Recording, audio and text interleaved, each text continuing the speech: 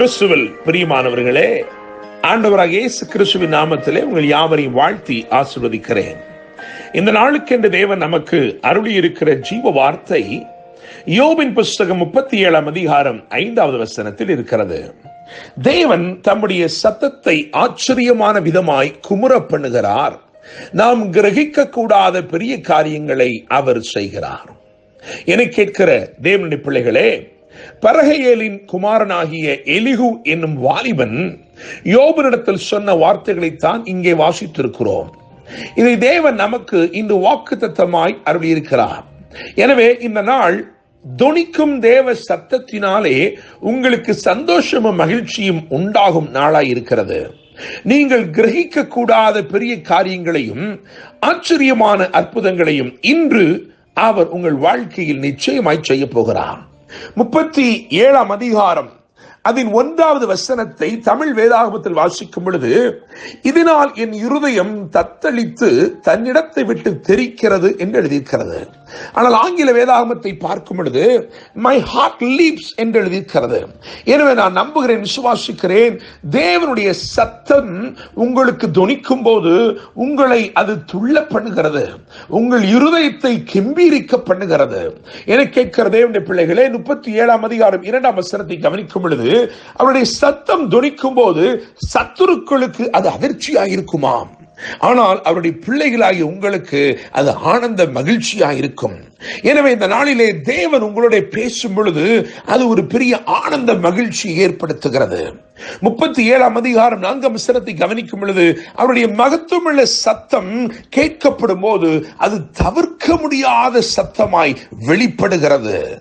When God speaks, nobody can stop or work against the command of his voice. என்னை கேட்கிறதே உங்கள் பிள்ளைகளே, இன்று கர்த்தர் உங்கள் வாழ்க்கையில பேசுவதினாலே, உங்கள் வாழ்க்கையில் அவர் இடைப்படுவதனாலே 3 முக்கியமான காரியங்கள் நடைபெறுகிறது. அவைகளை இந்த வேத பகுதி தானே வெளிப்படுத்துகிறது. 12ஆம் வசனத்தை கவனிக்கும் பொழுது முதலாவது காரியம் அங்கே சொல்லப்பட்டிருக்கிறது, ஞானமுள்ள ஆலோசனை. ஞானமுள்ள ஆலோசனை. அவர் அவைகளை தம்முடைய ஞானமுள்ள ஆலோசனையின்படியே என்று எழுதியிருக்கிறது. தேவ சத்தம் உங்கள் வாழ்க்கையில் தொனிக்கும் பொழுது ஞானமுள்ள ஆலோசனைகள் கிடைக்கிறது. என்னை கேட்கும் தேவனுடைய பிள்ளைகளே, பரலோகத்தின் ஆலோசனையின்படி நீங்கள் செய்கிற எந்த காரியமும் நிச்சயமாய் வாய்க்கும். The counsel of God's wisdom. எனவே இன்றைக்கு நிச்சயமாய் தேவன் தம்முடைய சத்தத்தை தொனிக்கப்படுவதன் மூலமாய் உங்களுக்கு ஞானமுள்ள ஆலோசனைகளை தருவார். நீங்கள் என்ன தீர்மானத்தை எப்படி எடுக்க வேண்டும் என்று சொல்லி அவர் ஞானமுள்ள ஆலோசனைகளை அருளுவார். 14ஆம் வசனத்தை கவனிக்கும் பொழுது 2வது காரியம் அங்கே சொல்லப்பட்டிருக்கிறது, தேவனுடைய ஆச்சரியமான கிரியைகள் என்று எழுதியிருக்கிறது. அவருடைய சத்தம், மகத்துவமுள்ள சத்தம் தொனிக்கும் பொழுது அவருடைய ஆச்சரியமான கிரியைகள் வெளிப்படுகிறது. தேவனுடைய பிள்ளைகளே, 3வதாக 16ஆம் வசனத்தை கவனிக்கும் பொழுது அந்த 16ஆம் வசனத்தில் எழுதியிருக்கிறது, பூரண ஞானமுள்ளவரின் அற்புதமான செய்கைகள். எனவே அவருடைய சத்தம் தொனிக்கும் போது, மகத்துவம் நிறைந்தவருடைய சத்தம் தொனிக்கும் பொழுது உங்கள் வாழ்க்கையிலே பூரண ஞானம் உள்ளவரின் அற்புதமான செயல்கள் ஒன்றன் பின் ஒன்றாய் தொடர்ந்து கொண்டிருக்க போகிறது. இந்த நாளிலே இந்த 3 காரியங்களை கவனியுங்கள். ஞானமுள்ள ஆலோசனை, ஆச்சரியமான கிரியைகள், அற்புதமான செய்கைகள். 2 ராஜாக்களின் புஸ்தகம் 7ஆம் அதிகாரம் அதிலே 6, 7 ஆகிய வசனங்களை கவனித்து பார்க்கும் பொழுது ஒரு சம்பவம் அங்கே சொல்லப்பட்டிருக்கிறது. அந்த சம்பவத்திலே தேவன் தம்முடைய சத்தத்தை தொனிக்க பண்ணினார். அவருடைய சொந்த ஜனம் கர்த்தருடைய வார்த்தைக்காய் காத்திருந்தது. ஆண்டவர் சொன்னார், நாளை இந்நேரத்திலே அற்புதம் நடக்கும் என்று சொன்னார். அப்படி சொன்ன தேவன் அன்றைக்கு தம்முடைய சத்தத்தை தொனிக்க பண்ணினார். அது சத்துருக்களை துரத்தினது. ஆனால் தம்முடைய ஜனத்திற்கோ ஒரு சம்பூர்ணமான திரட்சியை ஏற்படுத்தினது. மூர்ச்சையடைந்து மரணத்துக்கு ஏதுவாய் இருந்தவர்கள் தேவ மகிமை கண்டார்கள்.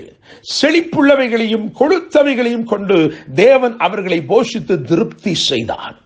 அதே போலத்தான் கல்வாரி சிலுவையில் உண்டான முழக்கமும், முடிந்தது என்ற அந்த முழக்கம் இருக்கிறதே, அது உங்கள் வாழ்க்கையின் வறட்சியை போக்கும்.